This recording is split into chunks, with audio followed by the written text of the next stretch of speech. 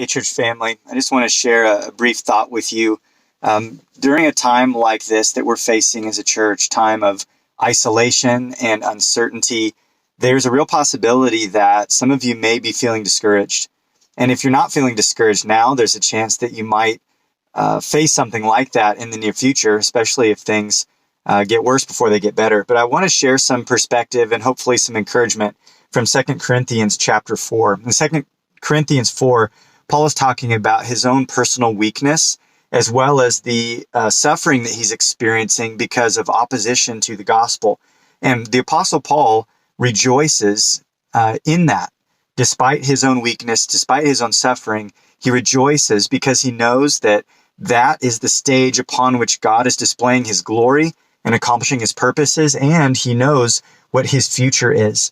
In verse 14, he says he knows that he who raised the Lord Jesus will raise us also with Jesus and bring us with you into his presence. Paul has a big picture perspective on suffering, on adversity, and he is looking to the resurrection. And so he concludes this way at the end of the chapter in verse 16. He says, "So we do not lose heart. Though our outer self is wasting away, our inner self is being renewed day by day. For this light momentary affliction is preparing for us an eternal weight of glory beyond all comparison, as we look not to the things that are seen, but to the things that are unseen. For the things that are seen are transient, but the things that are unseen are eternal." Paul says we do not lose heart. Maybe some of you have lost heart this week. You feel lonely, you feel uncertain about the future, you feel discouraged because you're not able to be around other people, or perhaps apprehensive about what's going to happen next in our nation right now. But I want you to be able to say with the Apostle Paul, we do not lose heart. Why is it that Paul could say that? I think Paul knew a couple things. First of all, he knew and he was aware of what God was doing in terms of his inner renewal. He says, though our outer self is wasting away, our inner self is being renewed day by day. You know, there's a lot of processes that have ground to a screeching halt right now. Our school system's been affected. Many businesses are closed. Some of your lives have regular patterns of going to the gym or hanging out with friends or going to church on Sunday that have all come to a stop. But you know what hasn't come to a stop? The fact that God is still working in people's hearts. God is still at work conforming us to the image of Jesus and renewing us day by day. And Paul knew that.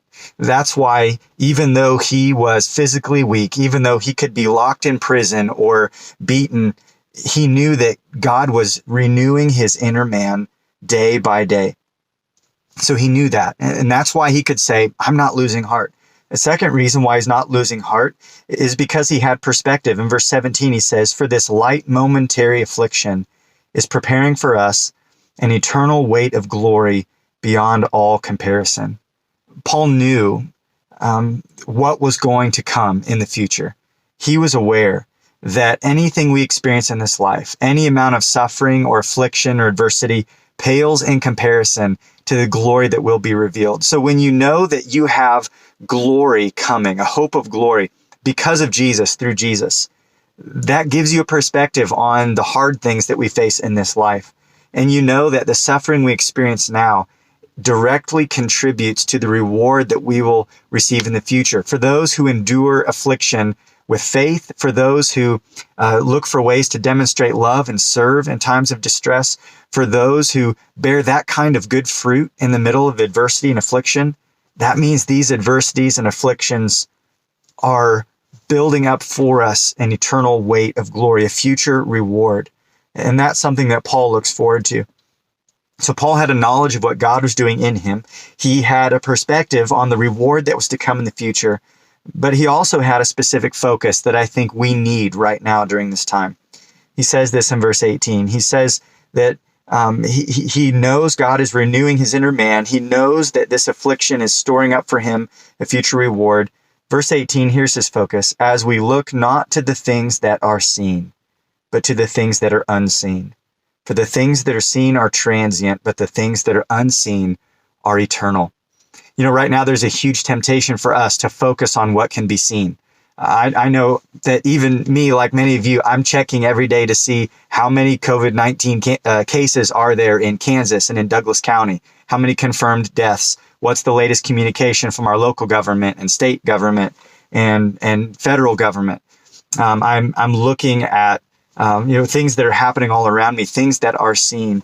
But Paul says that we look not to the things that are seen, but to the things that are unseen for this reason.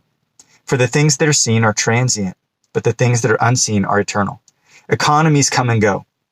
Governments come and go.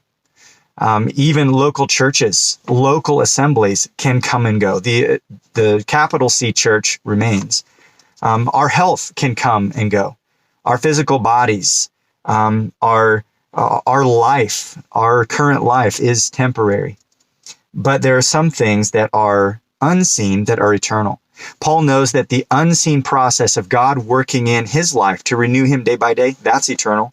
He knows that the future glory he will experience, that is eternal. He knows the presence of Christ with him, which is unseen, is eternal and unchanging. And those are the reasons why he can say, we do not lose heart. We do not lose heart. Even though everything may be crumbling around us, even though we may feel weak and limited, there are things that God is at work doing that are unseen, but are eternally valuable and weighty. And so I want to encourage you to join Paul in embracing that kind of a perspective. Look this week to the things that are unseen. Rejoice in what God is doing in a spiritual sense to grow your faith and to strengthen you.